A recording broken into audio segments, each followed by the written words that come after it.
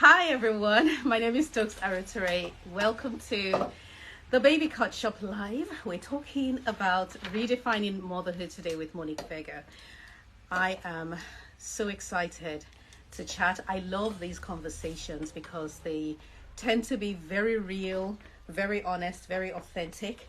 And in the spirit of authenticity, I just popped my button. So when I flap my hands around and you see one looking perfect and the other one looking like I've been working on a farm, you know why.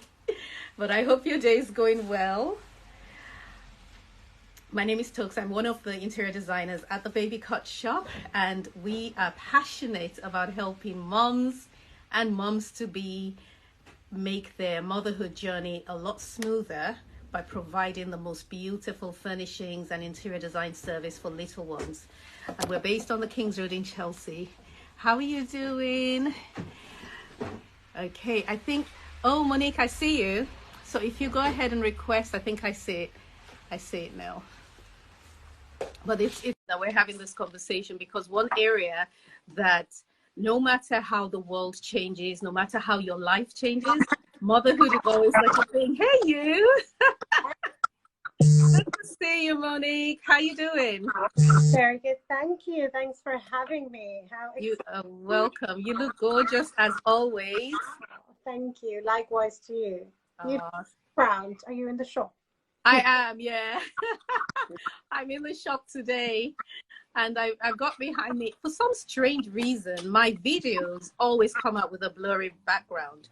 I don't know what that's about. I don't know what setting I've got it on, but if it wasn't blurry, you'd be able to... I need to know about that setting. Well, it works when I'm in my house.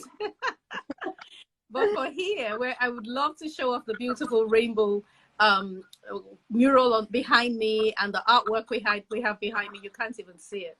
We'll have to do another IG just for the interior. Yes, we certainly do. We certainly do. Has the year started well for you? How's it been? I know I can see you've already been busy, but how's it been? Oh gosh, it's been good. I think busy is certainly in our nature as mothers and working mothers. So I'm not sure I can call it a holiday. Let's just put it that way. But it's really enjoyable. It's nice to be able to spend some quality time uninterrupted with the children and the family, just to recharge for a new year. How about yourself? I absolutely hear you. Absolutely. No, it's good. I sort of had a very slow start to the year.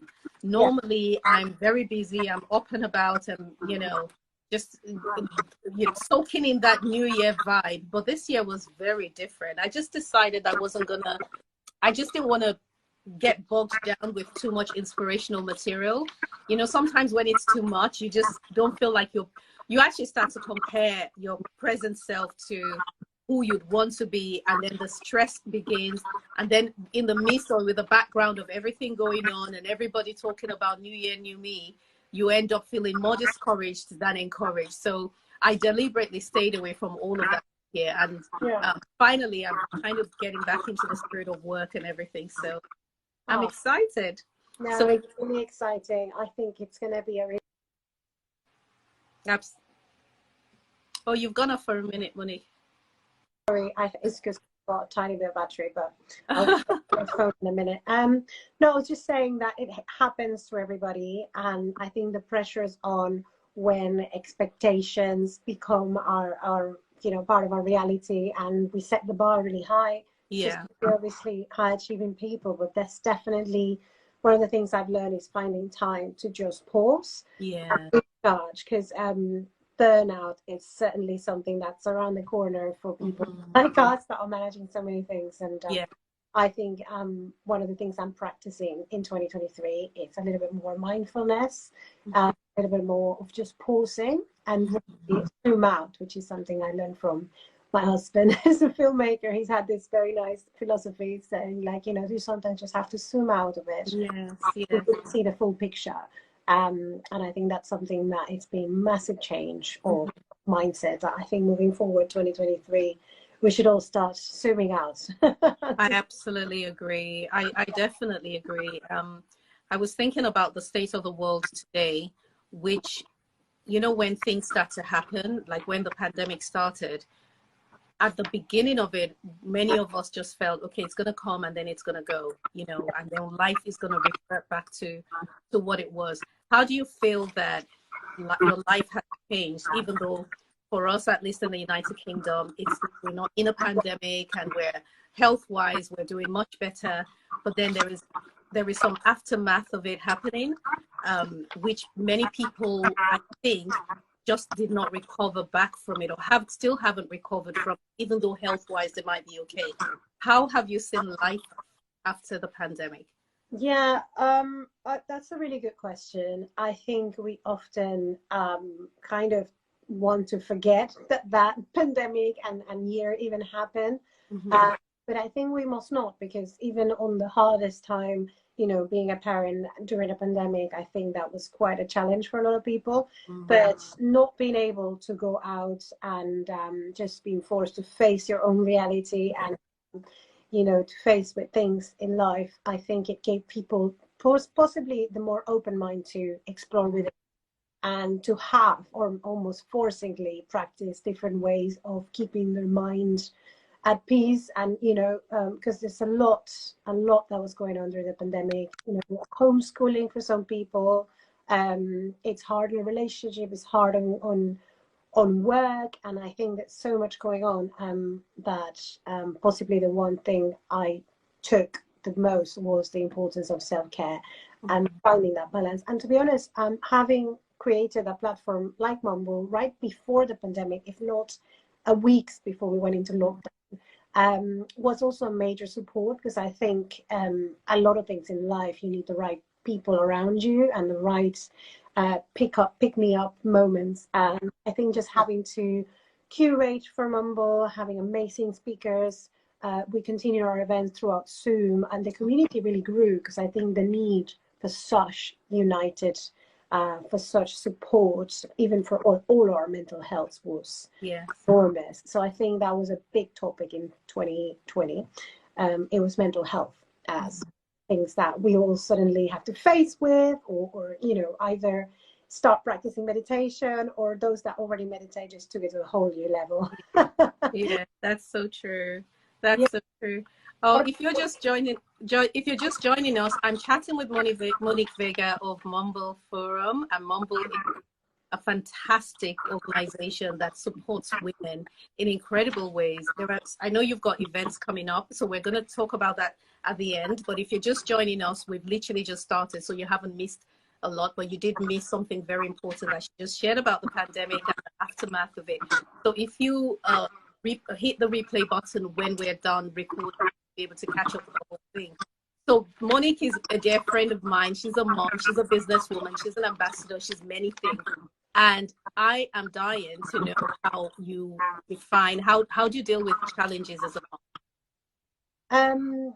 How do I deal with challenges? I think challenges definitely exist. I think one of the things I come to realize about motherhood is an enormous equalizer for a lot of women. Yes, I know that. Right? It feels like it doesn't matter your background, where you're going, where you're at. It kind 100%. Of equalizes you. It grew my empathy. It grew a lot of, you know, aspects of me that I actually happen to be successfully applying in the business side, like multitasking, let me tell you.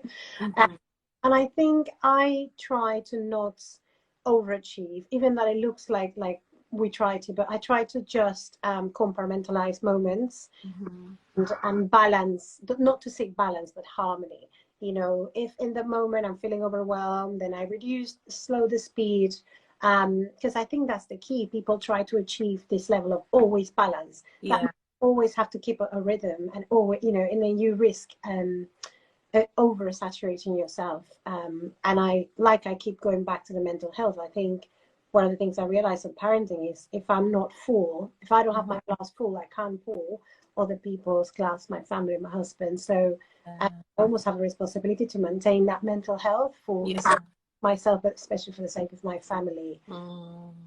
That sounds so good. I hear you on that. Absolutely. I love the way you described it as an equalizer, because regardless of where you're from, regardless of what your background is, your state of health, motherhood is an equalizer. It's the same thing. And and we all mother from the inside out. You know, it's a lot of it is mental, a lot of it is emotional, and we haven't even talked about the physically exhausting side of it.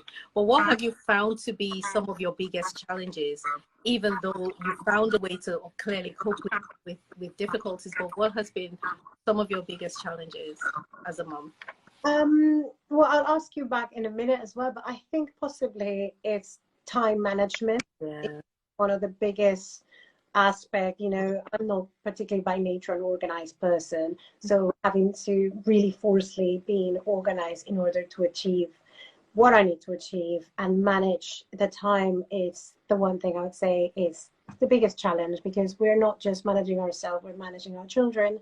Our businesses become like a third child in my case. And so it is about prioritizing myself and themselves. I think the challenge has always been managing time. Mm-hmm. But I keep up motivated by creating mini goals. Okay. So even though there's the bigger vision where you want to be, Yeah.